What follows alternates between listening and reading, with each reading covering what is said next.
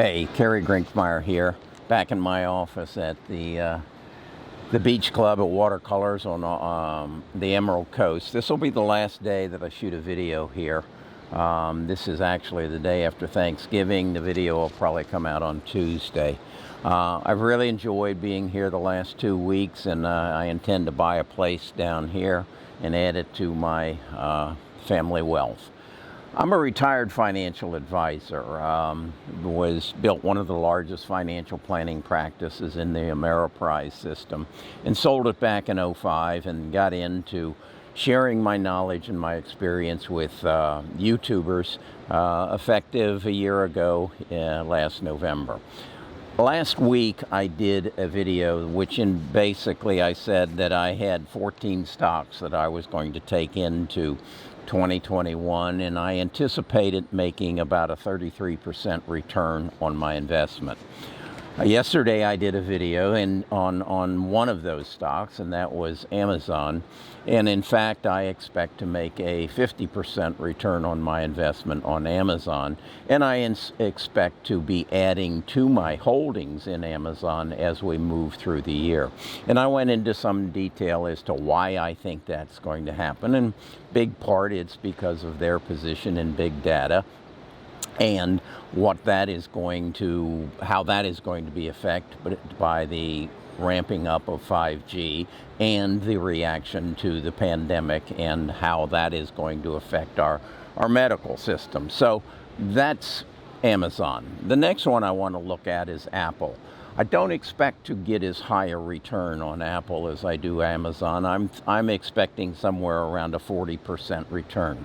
So that would be a price of this time next year of about $162. How is it that I am so confident that that is going to happen? Well, basically, I look at their past history, and I have actually tracked all of the stocks that I am interested in at least the big six, as to how they have responded in price to the influx of capital that has come as a result of stimulus packages. Now, I know you know about the stimulus package that is associated with the pandemic, but are you aware that we actually started this whole stimulus thing under different titles and different names and different methods all the way back in 2000. In 2000, our national debt was $4 trillion. Today, it's $27 trillion. So we have put $23 trillion into our economies in the last 20 years. Now, understand, it took us 200 years to get to 4 trillion. It took us then another 20 years to get to 27 trillion. And if you ask yourself, where does that money end up? Where, if it comes from the government, if it's printed on a press and it's distributed through the Treasury, where does it end up? And my contention is it's ended up in about 6 stocks, and those are Apple, Amazon, Facebook, Google, Microsoft, and Tesla.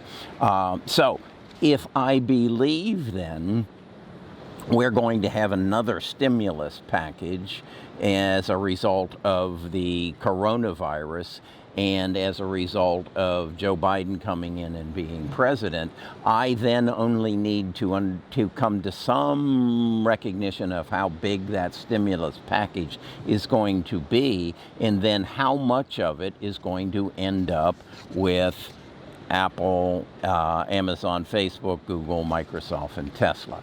If I can determine that, I can pretty well project what their prices are going to be this time next year. Now, I know that the Democrats want about another $3 trillion and the Republicans want something around half of that. And I know that the Republicans are going to probably end up, after the settlement of the Senate race in Georgia, with maybe a little advantage there. But I also know that there are a number of people that carry the Republican badge who are probably got a little bit swayed towards helping the 56 million people who are going to be facing foreclosure or eviction come January the 1st, and the millions of people who are unemployed, that there will be a stimulus package. Now, I've recently proposed a stimulus package called the Best of U.S. Stimulus Package.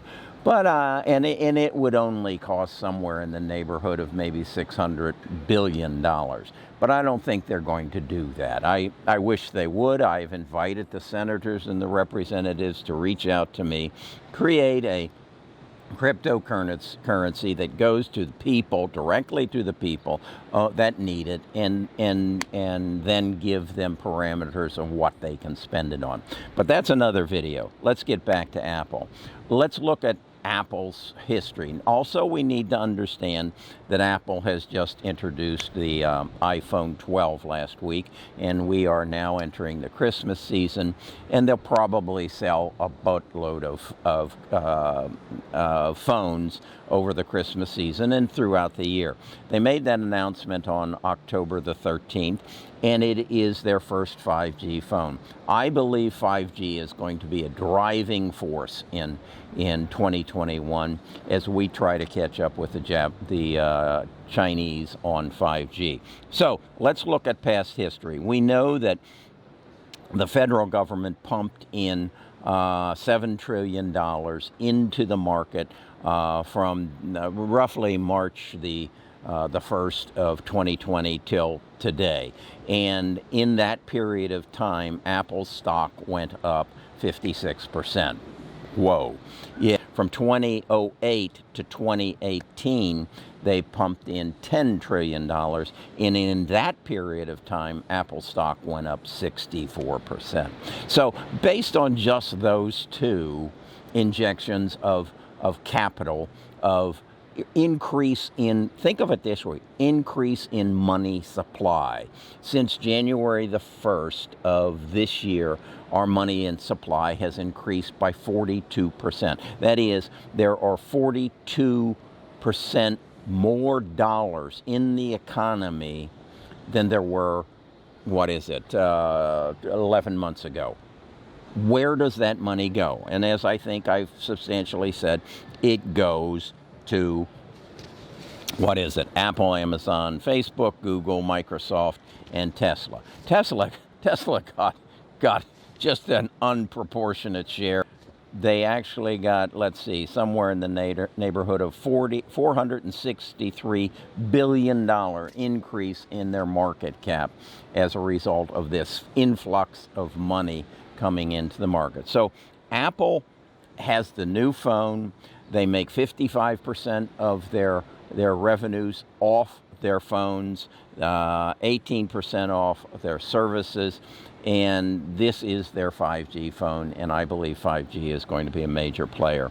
I want to compare, again, I showed you, or I substantiated what I thought Amazon was going to do, and I think Amazon will give me a 50% return. Let's look at a graph that compares the growth of Amazon and Apple.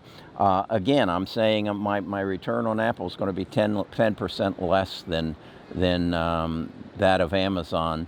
And again, I think that's because Amazon's overbearing power in Amazon Web Services. Because as we go into 5G, there is going to be a ton more data flowing into the cloud that needs to be analyzed, needs to be sorted, needs to be fed back and change the way you live. So that's going to be to Amazon's benefit. Apple does have their own data source, but they're not as big as Amazon. So that's my take on that. And I think you should set up a dollar cost averaging program into Apple through 2021 and reap the benefits. It isn't going to stop at the end of 2021.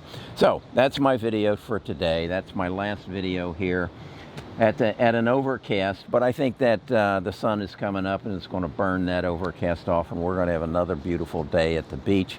I'm Kerry Grinkmeyer. I advise my viewers to achieve three things. One, make good investment decisions. Two, learn to keep more of what you make, and that is by learning the tax code, and I'll do videos to help you there. And number 3, to set a goal for yourself to accumulate family wealth. Federal government will allow you to pass on $24 million per couple, estate tax free. So that should be your goal. That should be your goal, to create a family wealth of $24 million. So you make a difference in the earth while you're here on the earth, and you make a difference to the family and the people that you love. That's my challenge to you. If you like this kind of video, if you'd like to help, you'd like my help in accumulating $24 million, subscribe to the channel, give me a like, share these videos with your friends and your family and everybody that you love, because I want you to know, if you start young enough and you educate yourself, you can gather a wealth of $24 million. Now, I must share with you that if you're 35 years old, that number will probably go up just from inflation. But try to keep up with it, okay? Again, thank you. I'll be talking to you from Birmingham from this point on. Really enjoyed our 2 weeks down here. I hope you did as well.